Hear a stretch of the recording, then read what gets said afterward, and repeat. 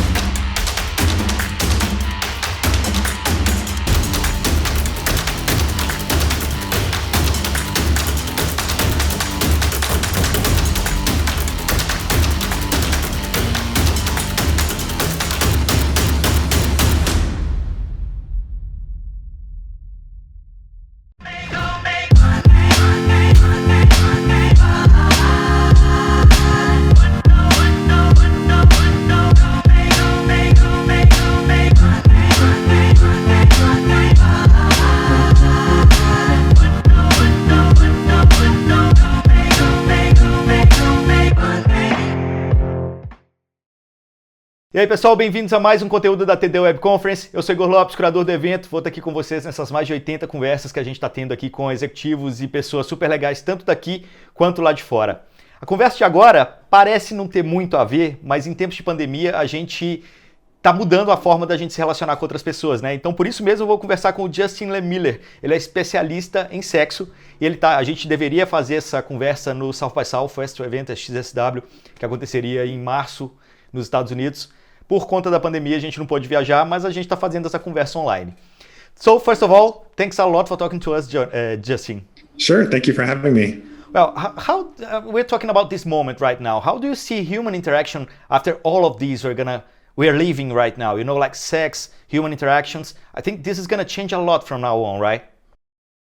These are interesting times that we're living in, to be sure. And I'm actually in the midst of conducting some research right now with some of my colleagues at the Kinsey Institute to look at exactly what's happening in people's sex lives and relationships so that we can get a better sense of everything that's going on and what that's likely to mean for the future of sex and relationships. So, for example, some of the things we're seeing right now are that people are less sexually active overall compared to how they typically are, which makes sense given the social distancing guidelines. But we're seeing that there's actually more diversity in the sexual behaviors that people are engaging in. So there's been this increasing movement toward online forms of sexual expression. So we're seeing an increase in sexting, increases in number of people who say that they're sending nude photos. We're also seeing people saying they're exploring more of their sexual fantasies and just trying new and different things when it comes to sex. So although we have less sex overall, there's more sexual diversity, which I think is sort of an unexpected and interesting silver lining of this current situation. Actually, I was researching to have this conversation with you. Then I found a news on Mashable, and you were saying that 1 in 5 people reported a new addition to their sex life since the pandemic began, and they're all glued together with technology and innovation as well, right? Yes. So technology and innovation play a big role in this. We asked people about a wide range of behaviors they might be engaging in now, including both online and offline activities. And we're seeing increases across the board, but especially in the online sector, where you have more people than usual downloading apps for sex and dating, more people purchasing sex toys, more people consuming pornography. So sort of across the board, we're seeing all of these changes in the ways that people are gratifying their sexual needs and desires and connecting with other people. And I think sex and technology, they're glued together since the beginnings. I mean, webcams, chats, online payments, and now maybe VR, maybe other technologies. How do you see this from now on? So I think that this current situation is only going to accelerate the trend of more of our sexual and romantic lives moving online and taking place in digital and virtual spaces. We know that this has been happening for quite some time already. Yeah, sure, yeah. But maybe accelerating right now.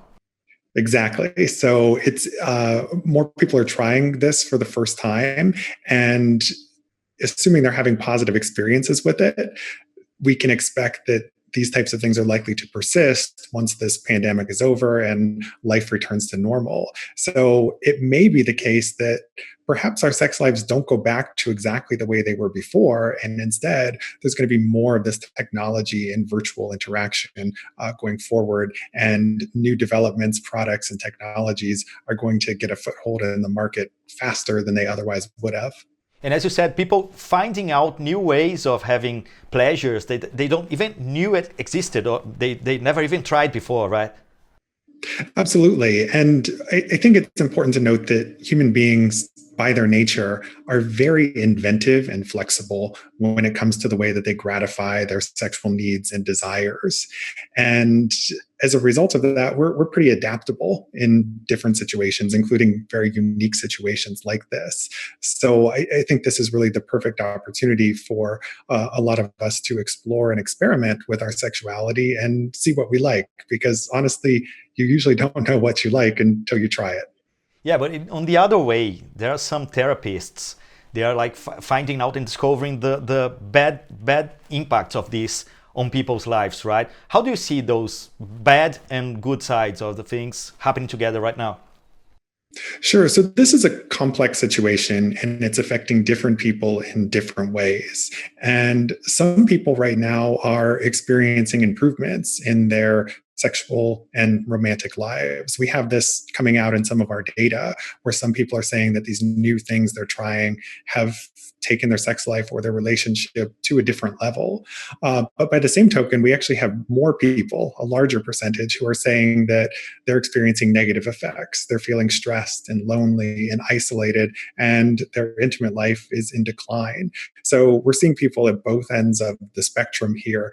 And I think that this is just because the nature of the situation just affects very different people in different ways based on their personality, based on their living circumstances, whether they have a live-in partner or not.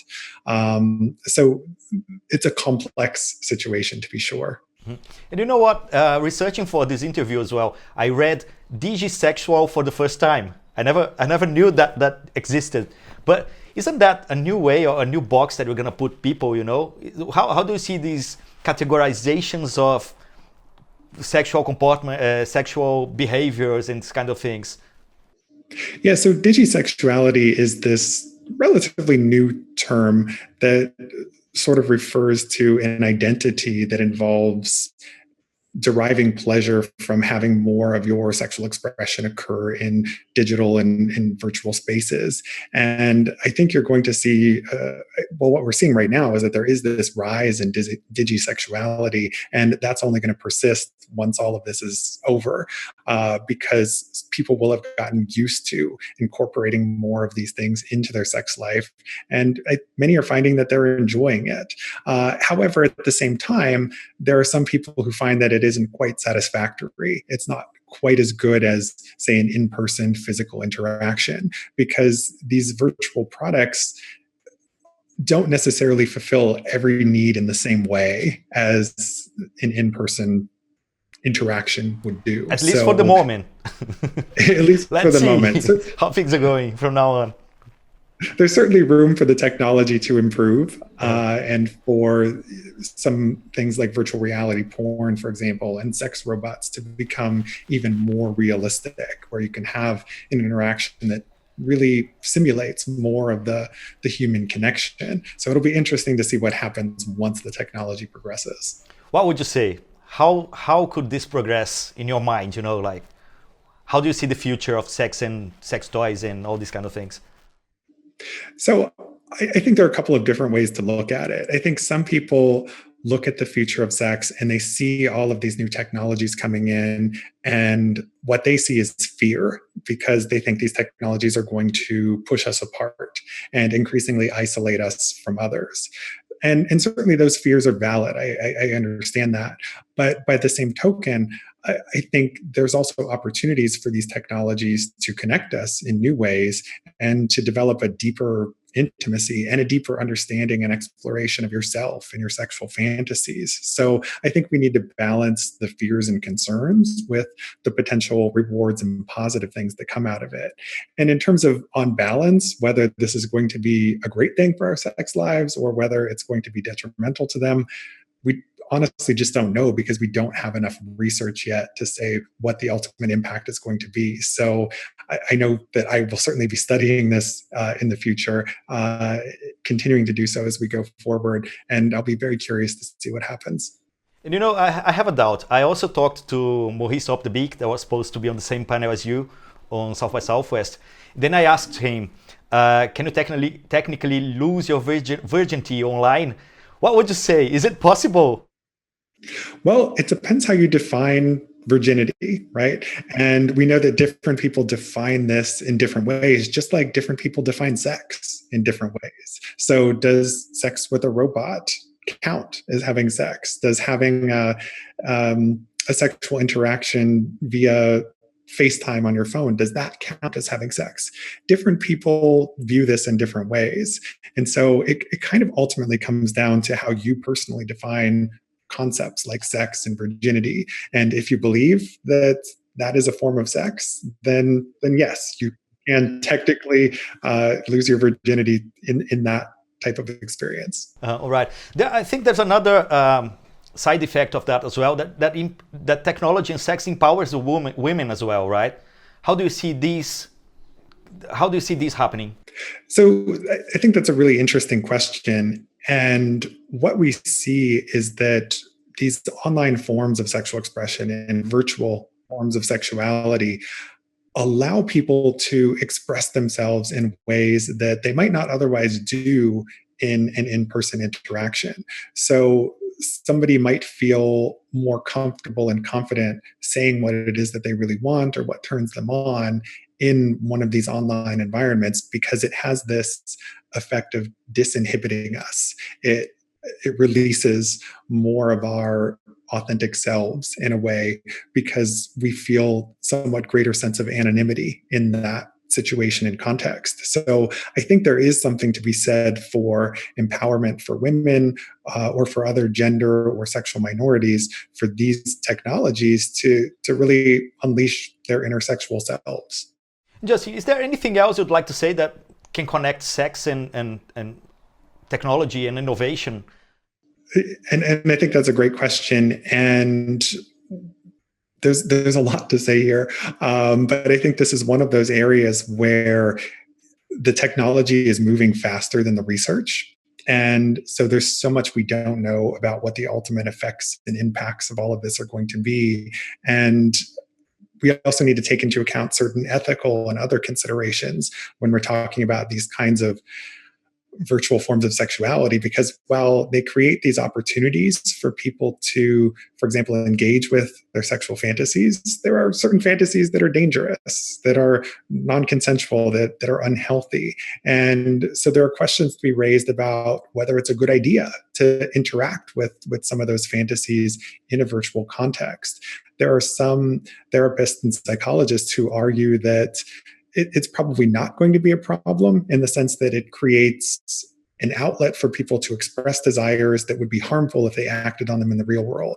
But by the same token, there are other people who argue that if people have a chance to act on these desires in a virtual environment, that it will increase the odds that they'll commit a sexual offense in the real world. And so that's really an open empirical question. We don't know ultimately what's going to happen because the studies just haven't been conducted. So I think that's a really important thing for us to focus on in future research is how does engaging in these virtual interactions affect real life sexual behavior, and what is the link to things like sex crimes and sexual offenses, if any? Yeah, for sure. No, we can talk again in a few months, or maybe in a few years, to update this conversation, right? Sure. Alright, ok. Conversei aqui com o Justin Lehmiller, especialista em sexo, tem um monte de livros interessantes produzidos. Era um dos caras que a gente ia conversar no South by Southwest, mas a gente acabou fazendo dessa forma e ficou tão legal quanto, não é isso? Thanks a lot for talking to us, Justin. Thanks for having me. It was my pleasure. Thank you.